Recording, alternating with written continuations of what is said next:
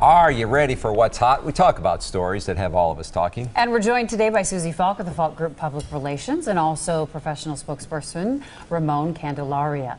A controversial new program at some schools. Administrators are monitoring social media accounts of students when they're at school, but also when they're not. They say it is for safety reasons, but some parents believe the school is snooping on their child.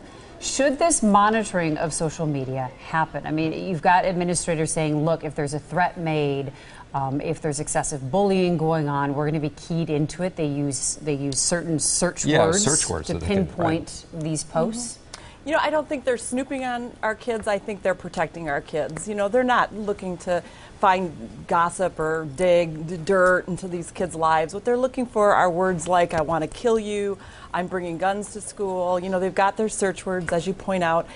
Let's face it, social media, it's a public forum. They're not looking into private emails. They're looking on Facebook. They're looking on some of the other social platforms. Yeah. And I think they should be. And I think that kids should be aware that they're looking. And I think that maybe like how we don't say bomb in the airport, because we've all been trained not to say bomb in the airport, I think maybe we have a list of 12 things that kids should not say on social media platforms. I think it's just a training situation. I agree with you, Susie. I think it's very important. I've spent many years walking the halls and working with young people, with students that the school or law enforcement has labeled disruptive. And I'll tell you, most of the incidents, if not all of them, weren't situations that happened within the school. They happened outside of the school, and they happened to meet up in the school. And I think that not only should they do it, it should become mandatory. I think you don't put anything on social media unless you want people to see it. Mm-hmm. Yeah, no, that's right. Which I mean, that actually is key to life too. I mean, if you think about getting a job after school, I mean, all of this kind of comes up then. So maybe, as Susie said, it'll be a lesson for things not to do on social media. Well, and I think the parents who are criticizing this might be the first ones that would criticize the school if something happened at the school. Why weren't you doing something? How come you didn't know about this? And so I think the technology is good here, and hopefully they should be embracing it. All you have to do is Google school shootings and social media and see how so many of these incidents, and they're more and more every day, are linked to what's happening online. And so I think schools have actually probably have a responsibility to all of us. The parents should be working with the schools to help that. Right. And communication is the key. I mean, let's just all get it out there that this is what we're doing, and we're not digging for dirt and just what they're doing on the weekends, but we do want to know if there's a real threat out there, and there's a smart way of doing this. Yep, we're going to move on now. Coming up next, we're revealing the viewer's choice topic of the day. I'm out. Now more of what's hot. We've got our viewer's choice topic of the day. Again, we're joined by Susie Falk and Ramon Candelaria. Today's viewer's choice topic: hotel rooms in New York could soon become smoke-free.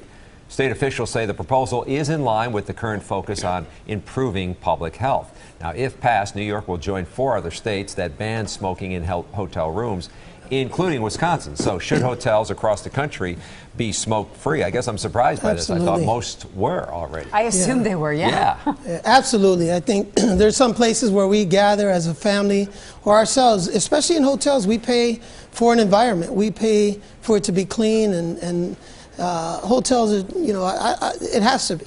Yeah, well, we've all been in those rooms, and they're smoke-free, and yet someone was there the night before and they were lighting up, and they reek. They can absolutely wreck your experience, and if you have any kind of allergies or sensitivity to chemicals or smoke, it can just really wreck a trip. So I think it's about time. Good for Wisconsin for being one of the 4, but Charles, I'm with you. I'm kind of surprised this isn't throughout the country by now.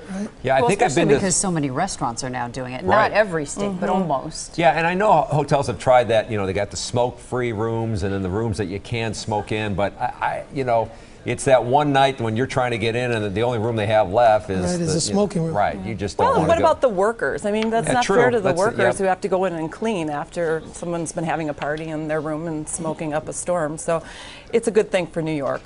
All right, let's move on to the lightning round. Yes, a college senior develops an app that calls police if you let go of the phone. So here's how to use the Safe Trek app. Once you open the app, keep a finger on the screen sensor. When you remove your finger, you're going to be asked to put in a code. If you enter the code, it signals you made it to your destination safely. If you don't, the app calls police.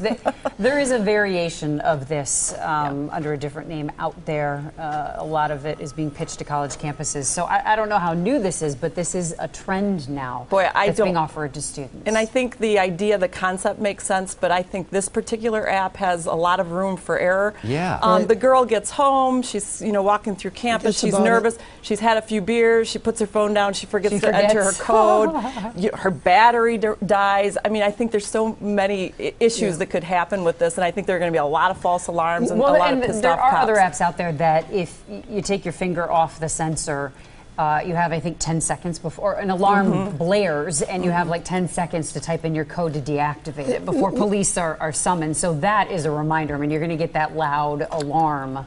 Right. Not only that, there's an economic impact to this. You know, every time a police goes out and it's a false alarm, there's a price to pay for that. And so, you know, the founders of this app, they charge, and they're making millions of dollars off of this. Well, who pays when it is a false alarm and police have to go out there? So, but I think if it's done correctly, like some of the other apps that are out there, it's a great tool. No, it definitely could help. I'm just, you know, when there's money involved, I think that, you know, and the public has to pay for it when it doesn't work, I think that, you know, it's just something to look into. No, I think if it's the right app, it's great. But I also love the idea of free campus rides. I think that makes a lot of sense for those schools. And a lot of college campuses have done a lot now to address this type of issue, to have access to get to police quickly. And so, anything that promotes safety is a good thing. We appreciate your insight. You can read more about the What's Hot topics online at TMJ4.com.